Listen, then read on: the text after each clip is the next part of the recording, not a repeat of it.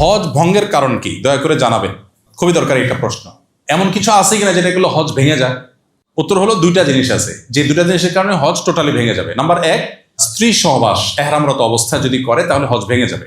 এটা দুইটা অপশন আছে। একটা হলো যে আরাফায় অবস্থানের আগে এহরাম করার পর হজের যে এহরাম, হজ এবং ওমরার মধ্যবর্তী যে সময়টা আছে তামাত্তু হজকারের জন্য ওই সময় সবকিছু হালাল, সো ওইটা ভিন্ন বিষয়। কিন্তু হজের এহরামের পর থেকে আরাফাতের ময়দান অবস্থান এর মধ্যবর্তী সময় যদি হয় তাহলে সেক্ষেত্রে তার জন্য ওট দম হিসাবে দিতে হবে এবং এই হজ তাকে আবার করতে হবে। আবার যদি এর পরে হয়, আরাফাত অবস্থানের পরে হয়, ফরজ তওয়াফের আগে হয়, তাহলে সেক্ষেত্রে দম দিতে হবে এবং এই হজ আবার করতে হবে। আর আরেকটা কারণ হতে পারে হজ ভঙ্গের, সেটা হলো আরাফায় অবস্থান করলো না, কেউ আরাফায় অবস্থানই করলো না, তাহলে তার হজ হবে না, এই হজটাকে আবার করতে হবে। এরপরে প্রশ্ন হলো বিমানে ওযু এবং নামাজের নিয়ম কি? খুবই গুরুত্বপূর্ণ একটি প্রশ্ন। বিমানে আমাদের ওযু এবং নামাজ পড়তে হবে নাকি মাফ? পড়তে হবে। কিন্তু বিমানে আমি নামাজ পড়া মানুষ খুব বেশি দেখি না। যে ফ্লাইটগুলো, আমি অবাক হয়েছি যে হজের ফ্লাইটগুলোতে দেখি মেজরিটি মানুষ নামাজ পড়ে না, তারা হজ করতে যাচ্ছে। আমরা অনেকে মনে করি যে বিমান বোধ হয় আকাশে, তো এখানে শরিয়ার বিধিবিধান মনে হয় মাটিতে শুধু। ব্যাপারটা তো সেরকম না, ওখানেও কার্যকর হবে। এই জন্য নামাজের সময় নামাজ আপনাকে পড়তে হবে। আমি বিমানে তো বটে, এমনকি রেলেও অনেক সময় দেখি নামাজি মানুষ বসে আছে, নামাজের সময় চলে আছে। কি অদ্ভুত ব্যাপার ভাই, নামাজ নেই?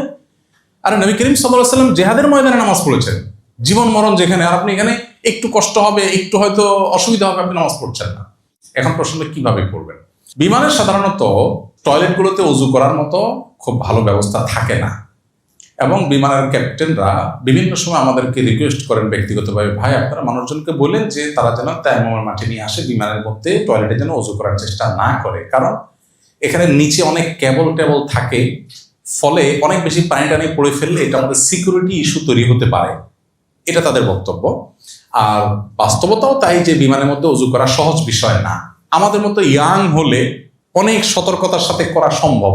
আমি দেখেছি, আমি ওযু করলে নিচে অল্প কয়েক ফোঁটা পানি পড়ে, সেটা আবার টিস্যু দিয়ে আমি নিজ দায়িত্বে একদম ক্লিন করে আমি রেখে যাই। এটা আমি করতে পারি, বাট এটা সবাই পারবেন না, একজন বৃদ্ধ মানুষ পারবেন না, কারণ ওখানে ছোট্ট যে বেসিনটা আছে ওখানে আসলে কুলি করতে গেলে সাইডে পানি ভরে যাবে। আবার পাও ধোয়া তো কঠিন, এখন পাও আমি তো অনেক উপর উঠাতে পারি, এখন বৃদ্ধ মানুষ তিনি তো পারবেন না।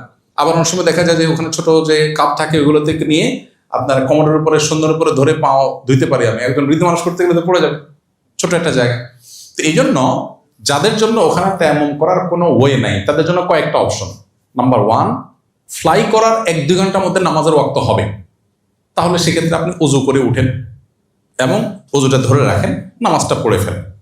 নাম্বার 2 অপশন, ফ্লাই করার পরেও নামাজের সময় থাকবে, তাহলে ফ্লাই করার পর আপনি এয়ারপোর্টে গিয়ে সবকিছুর আগে নামাজটা পড়েন। ওকে। অপশন নাম্বার 3, শুরুতে যে 1-2 ঘন্টা ওযু ধরে রাখার মতো সময় না, বরং 3-4 ঘন্টা পরে নামাজের ওয়াক্ত হবে, এতক্ষণ আমি ওযু ধরে রাখতে পারবো না, আবার নামার পরে টাইম থাকবে না। এটা হলো 3 নম্বর অপশন। এরকম যদি হয় তাহলে সেক্ষেত্রে আপনি বিমানের মধ্যেই আপনাকে নামাজ পড়তে হবে। মক্কা মদিনা মিনা আরাফাত মুজদালিফায় নামাজ কসর হবে কিনা? যদি আপনি শর্ট প্যাকেজের হাজি হন, মক্কায় 7-8 দিন 9 দিন থাকেন, তাহলে তো আপনার কসর হবেই, আপনি মুসাফির সেই হিসাবে। আর এর বাইরে কসর হবে কিনা এটা নিয়ে ওলামাদের দুইটা মত আছে। একদল ওলামাদের মত হলো যে হজের অংশ হিসাবে মিনা মুজদালিফা আরাফার সকল নামাজ কসর হবে, হজের অংশ হিসাবে, কারণ নবী সাল্লাল্লাহু আলাইহি ওয়াসাল্লাম এখানে কসর করেছে। আর অন্য ওলামাদের কথা হলো যে নবী সাল্লাল্লাহু আলাইহি ওয়াসাল্লাম মুসাফির ছিলেন সেই হিসাবে কসর করেছেন, অতএব এটা পার্ট অফ হজ না, বিধায় যারা ফুল প্যাকেজের হাজি, মক্কায় 15 দিন থাকার নিয়ত আছে, তারা এখানে কসর করবে না, তারা পুরো নামাজ পড়বে। তো এটা নিয়ে ওই যে তাবুগুলোতে ইখতিলাফ হয়, মত পার্থক্য হয়, সেজন্য আমরা বলি যারা কসর পড়বেন, কেউ একজন নামাজ পড়ালেন 2 রাকাত নামাজের পরে, যিনি পুরো নামাজ পড়তে চান সালাম ফেরানোর পরে তিনি 2 রাকাত ক্লাস করে ফেলেন, না শেষ হয়ে গেল। আলাদা করে এটার জন্য গন্ডগোল ফাসাদ বা আলাদা গ্রুপিং করার দরকার নেই। দুর্ভাগ্যজনক হলো আমাদের বাংলাদেশিদের তাবুগুলোতে শুধুমাত্র এগুলো নিয়ে গ্রুপিং হয়, আমরা গ্রুপিং অ্যাভয়েড করব। মুসাফির বা শর্ট প্যাকেজের হাজি বা যিনি 2 রাকাত নামাজ পড়ার মতটাকে উপর আমল করেন, তিনি ইমামতি করলেন, তার পিছনে বাকি যারা আছেন যদি কেউ এক্সট্রা 2 রাকাত পড়তে চান সালাম ফেরানোর পরে ক্লাস করলেন। বিষয় হলো যে একদল ওলামাদের মতে মিনা মুজদালিফা আরাফার নামাজগুলো হলো পার্ট অফ হজ হিসাবে সব কসর, কারণ নবী সাল্লাল্লাহু আলাইহি ওয়াসাল্লাম কসর করেছেন, শেষ, দ্যাটস ইট।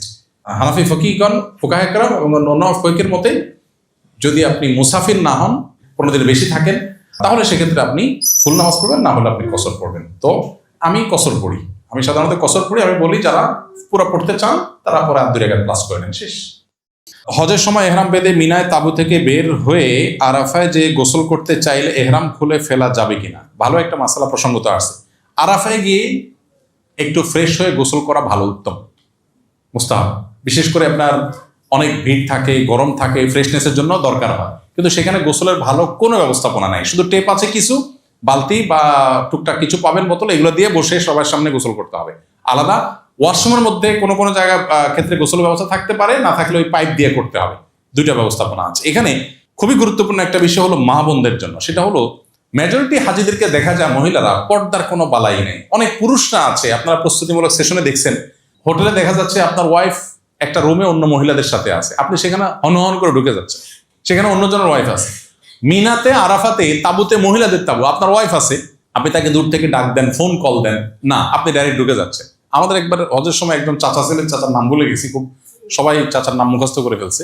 চাচা একটু পরপর চাচিরে ডাকে, একটু পরপর চাচিরে ডাকে, ডাকেন চাচা, দূরের থেকে ডাকেন না, চাচা ভিতরে ঢুকে যায়। কোনোভাবে চাচা ঠেকানো যায় না, মানে এটার জন্য বহুত আইন মোকদ্দমা করে ওকে শেষ পর্যন্ত ঠেকানো যায় না বেচারাকে, কোনোভাবে সে নিয়ন্ত্রণই করতে পারে না। ওখানে তো মিনা মুজদালিফাতে স্বামী স্ত্রী একসাথে কোটিপতি হলেও থাকার কোনো সিস্টেম নেই, আলাদাই থাকতে হয়। তো এখানে মা বোনরা অনেকে পর্দা বোঝেন না, অনেক পুরুষরা পর্দা বোঝেন না। পর্দা না বুঝলে আপনার হজ করার মানে কি দাঁড়াবে? এই জন্য পর্দাটা আমাদের বোঝা উচিত। 20 এপ্রিল আমার ফ্লাইট, আমার স্ত্রীও আমার সাথে যাচ্ছেন। যাওয়ার সময় যদি তার মাসিক হয়ে যায় তাহলে সে তো আমাদের সাথে ওমরা করতে পারবে না, তার বিধান কি?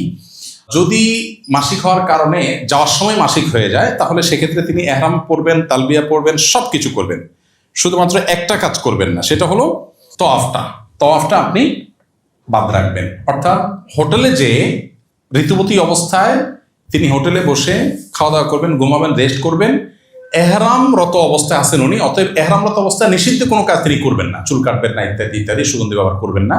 হাজবেন্ড বা অন্য যারা আছেন সাথে তারা ওমরা যথারীতি সম্পন্ন করবেন। উনি যেদিন সুস্থ হন সেদিন তিনি ওমরা করবেন, বাস। এর জন্য কোনো দম নাই, কিচ্ছু নাই, শুধুমাত্র একটাই জিনিস, ওমরার অবস্থায় যে রেস্ট্রিকশন গুলো আছে সেগুলো তাকে মেনটেন করে যেতে হবে। অর্থ এবং বিভিন্ন কার্ড ইত্যাদি কোথায় রেখে যাওয়া নিরাপদ? খুবই গুরুত্বপূর্ণ প্রশ্ন। সাধারণত হোটেলগুলো সেফ থাকে, তারপরে হোটেলগুলোতে মাস্টার কি থাকে, ওখানে হোটেলে যারা পরিচ্ছন্নতা কর্মী তারা যে কোনো সময় ঢুকতে পারে। এই জন্য খুব ভালো হয় যদি টাকা পয়সা আপনি ওখানে কোনো লকার থাকে, লকার রেখে যান। সব হোটেলে লকার থাকে না, ম্যাক্সিমাম হোটেলগুলোতে লকার থাকে না। সো সেক্ষেত্রে যেটা হয় যে কার্ড বা টাকা পয়সা এগুলো আপনার সাথেই রাখতে হবে। হোটেল রাখতে পারেন, কিন্তু হোটেলে 100% গ্যারান্টি দেওয়া কঠিন। তবে এটা ঠিক যে সিসি ক্যামেরা যেহেতু আছে, কেউ ঢুকলে বের হলে এটা বের করা সম্ভব। আমাদের দেশের মতো না যে সেখানে কেউ চুরি করে পার পেয়ে যাবে। তবে পাসপোর্ট সাথে রাখার কোনো যুক্তি অন্তত তওয়াফের সময় নাই, কারণ হারাবার ভয় থাকে। পাসপোর্ট হারানোর হ্যাসেল এটা তো আর বলে শেষ করা যাবে না, কারণ আপনাকে আউট পাস নিতে হলে এম্বাসি থেকে অনেক হ্যাসেল নিতে হবে। এই জন্য সব হারা গেল, পাসপোর্টটা যেন না হারায়, এই জন্য পাসপোর্টটা রুমে রেখে যাবেন। রুমে রেখে গেলে পাসপোর্ট হারাবার ভয় নাই। টাকা পয়সাটা রুমে যদি আপনি আপনার লাগেজের মধ্যে রেখে লক করে যেতে পারেন সেটা সবচেয়ে সেফ, লকার না থাকলে। আর না হলে সাথে বেল্টের মধ্যে নিরাপদে নিয়ে যেতে পারলে সেটা আপনার ব্যাপার।